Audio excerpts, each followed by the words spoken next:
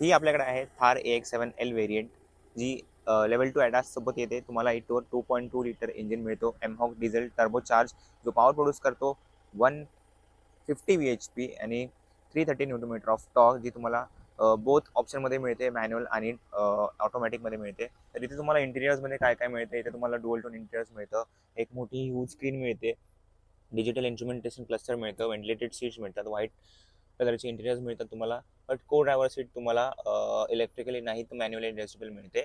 ते तुम्हाला ऑटो होल्डचं फंक्शन मिळतं, इलेक्ट्रिक पार्किंग ब्रेक मिळतात, ते तुम्हाला डुअल झोन AC मिळतो, ड्राईव्ह मोड्स मिळतात, झिप झॅप झूम आणि AC ऑन ऑफचे एअरबॅग ऑन ऑफचे ऑप्शन्स सुद्धा इथे तुम्हाला मिळतात.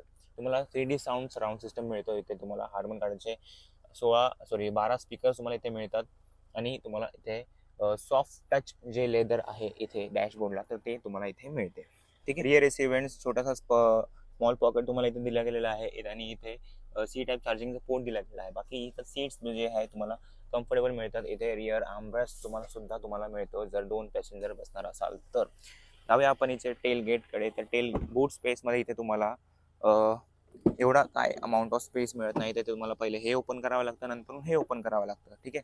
तर इथे तुम्हाला ह्यूज एक स्पेस मिळतो, जिथे तुम्हाला एक सूटकेस वगैरे ठेवू शकता. सफिशियंट इनफ स्पेस आहे, जे तुम्हाला ऑफ रोडिंगसाठी और कुठे गावाबिवाला जायचं असेल तर तुम्ही इथे सामान ठेवू शकता.